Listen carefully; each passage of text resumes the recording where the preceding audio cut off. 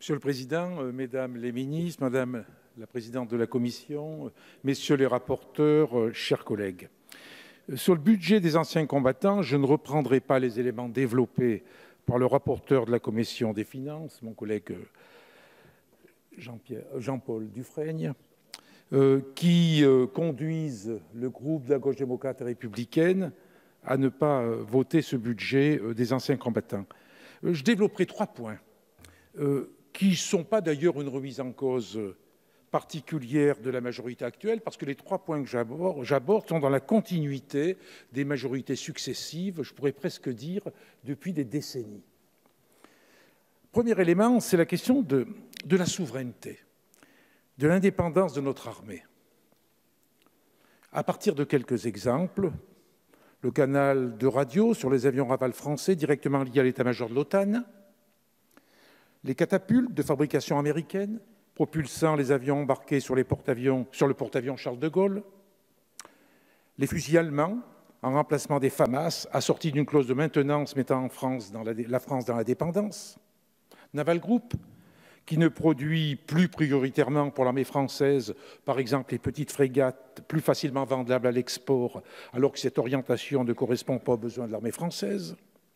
Et plus largement notre industrie de défense, qui choisit les matériels à produire non plus en fonction de nos besoins, mais en fonction des opportunités de vente, la France préférant d'ailleurs acheter sur étagère. Les drones Reaper prêtés par les États-Unis et les techniciens qui vont avec pour illuminer les cibles de l'aviation française. Les avions de transport des troupes loués par la France qui n'en dispose pas en assez grand nombre. L'Agence de l'innovation de défense intégrée au réseau d'innovation de l'OTAN. Voilà quelques exemples sur la perte de souveraineté dans le domaine de la défense de notre pays. Ce qui m'amène d'ailleurs au deuxième point. Deuxième point que je souhaite aborder, c'est celui de l'OTAN, parce que je pense que la sortie de l'OTAN sera un moyen prioritaire de retrouver notre indépendance.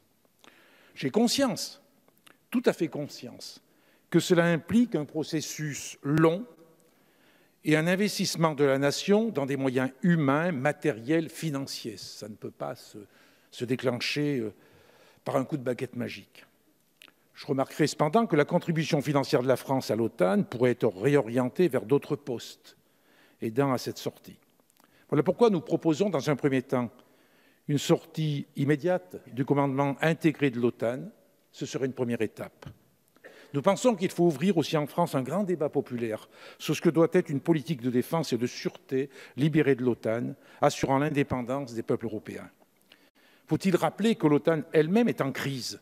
La Turquie, qui hors États-Unis, Grande-Bretagne et France est la seule armée digne de ce nom dans l'OTAN, priorise ses propres ambitions nationalistes et lance son armée sans entrave contre le peuple kurde. Certes, la France, avec le soutien de l'Allemagne, tente de créer un pilier européen de l'OTAN dont l'ambition serait de traiter d'égal à égal avec les États-Unis, mais le Pentagone n'entend aucunement partager son leadership absolu. Par contre, il fait tout pour que les armées européennes soient totalement intégrées dans son système militaire pour le plus grand bénéfice du complexe militaro-industriel américain.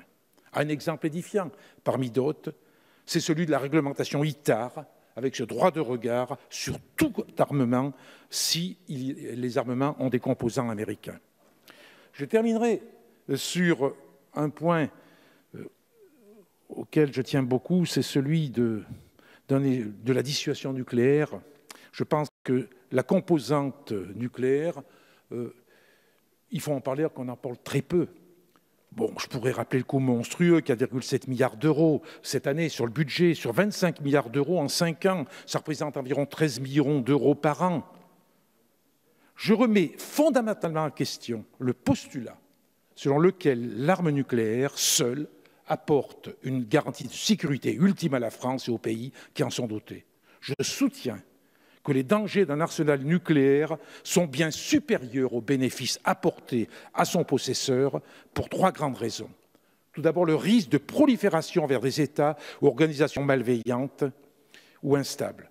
L'inadaptation de l'arme nucléaire au conflit moderne. Le risque que la stratégie de dissuasion se retourne contre les pays qui en sont eux-mêmes dotés. Et voilà pourquoi je pense qu'il faut lire et s'inspirer des propositions qui ont été mises par Jean-Paul Lecolq et Michel Fanger dans un rapport qui a été remis récemment. Il y a un processus à mettre en œuvre et arrêtons de refuser ce débat-là. Au nom de quoi? Au nom de quel a priori on ne devrait pas dans ce pays poser la question des situations nucléaires? Je terminerai en disant que le groupe de la gauche démocrate et républicaine ne votera pas cette mission, vous avez pu vous en douter, non pas spécifiquement sur ce budget, parce qu'il y a des avancées que l'on peut saluer. Certes, je n'ai pas développé, parce que je voulais développer les 3 points qui semblaient prioritaires, mais parce que depuis des années, je pense que le budget de la France, dans le domaine de la défense, eh bien, ne permet pas d'avoir une véritable souveraineté, une véritable indépendance.